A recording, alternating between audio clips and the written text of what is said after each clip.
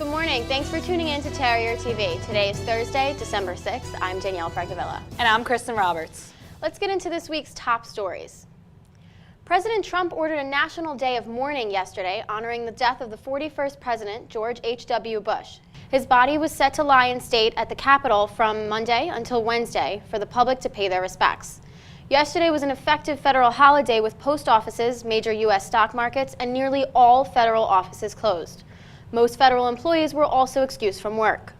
The former president navigated the U.S. through an intense period in world affairs, yet was denied a second term in the weight of economic lows. His son, former President George W. Bush, gave a tearful eulogy. This marks the first time in the U.S. that one president eulogized another that was also his father. His passing comes less than 8 months after his wife's. Messages of condolences and thanks have been coming from all over the world, a testament to the mark Bush made on the country and the world. Terrier TV sends their condolences to the Bush family. A 7-magnitude earthquake hit Anchorage, Alaska, the state's largest city, last Friday. Some 1,800 aftershocks have been measured since, but somehow there were no deaths. The U.S. has declared a state of emergency to help better the state after all of this.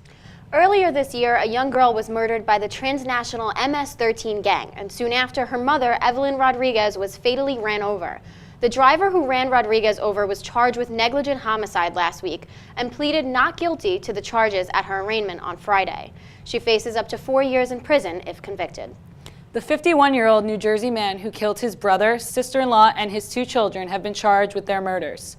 He killed all 4 of them and set their house on fire and his own house on fire in effort to cover it up. He has been charged with a total of 4 counts of murder in their killings, as well as aggravated arson.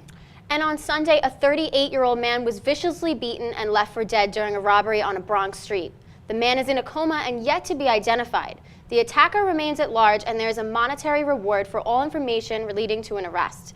We will update you as the story unfolds. In the case of slain jogger Karina Vetrano, the trial against her alleged murderer has ended in a mistrial. What surprised most trial observers was that the judge's ruling came just 13 hours of deliberations and right before the Thanksgiving holiday. They were deadlocked on the decision. They'll meet again on January 22nd of next year. We will continue to keep you updated as this trial proceeds. A Chicago woman is suing the Hilton Worldwide hotel operator for $100 million after she says an employee filmed her in the shower without her consent and later tried to extort her. The woman remains anonymous, brought the story to the media in an exclusive interview with Good Morning America. Hilton has yet to comment on this. Some more bad news for the hotel industry when another hotel chain, Marriott, is facing scrutiny after information of about 500 million guests may have been accessed in a reservation database breach, Marriott says. And now for Kristen's sports update. In sports this week, the Kansas City Chiefs released star running back Kareem Hunt after a video of him in a physical altercation with a woman back in January surfaced, TMZ reported. The league will investigate. The Green Bay Packers fired their longtime head coach Mike McCarthy this Sunday after their home loss to 3-9 Arizona Cardinals. The college football playoffs were released. Once again, Alabama was ranked number 1, followed by Clemson, Notre Dame, and Oklahoma, rounding out the top 4. Georgia and Ohio State just missed the playoffs, coming in as 5th and 6th. Alabama will play Oklahoma, and Clemson will play Notre Dame, with the winners going to the national championship game on January 7th. Ohio State head coach Urban Meyer announced his retirement. Meyer will coach his final game in the Rose Bowl against the University of Washington on January 1st. Offensive coordinator Ryan Day will be taking over. In a highly anticipated 1-versus-2 matchup this past weekend, the University of Connecticut women's basketball team regained the number 1 ranking, taking down Notre Dame 89-71, led by freshman Kristen Williams' career-high 28 points.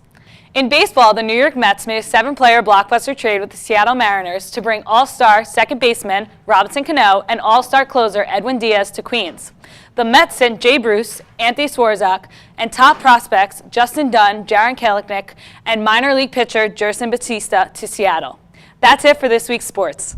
On the political front, last week, President Trump, Mexican President Nieto, and Canadian Prime Minister Trudeau participated in a signing ceremony at the G20 summit, signing the USMCA, a new trade agreement set to replace NAFTA. It is now awaiting congressional approval. The day prior, Trump canceled a G20 meeting with Russian President Putin regarding tensions in the Ukraine. Trump's former attorney Michael Cohen pleaded guilty to lying to Congress about Trump's real estate project in Russia. In response, Trump called Cohen weak. The recall alert on raw beef has expanded, with federal officials now warning Americans all over about the salmonella outbreak that has spread tremendously, with 246 cases in 26 states. Over 12 million pounds of beef have already been recalled due to the outbreak. And another recall alert, this one on infants' ibuprofen. The brands CVS Health, Equate, and Family Wellness ibuprofen sold at CVS, Walmart, and Family Dollar have been recalled among improper dosage concerns. And Amazon is in the face of controversy this week after dozens of packages were left in a woman's driveway. The problem? They weren't hers. After contacting Amazon, they told her they had no information and encouraged her to just keep the packages. But that didn't sit well with her. In the spirit of Christmas, she stepped in and delivered each of them to the correct destinations. She's being called Santa on social media.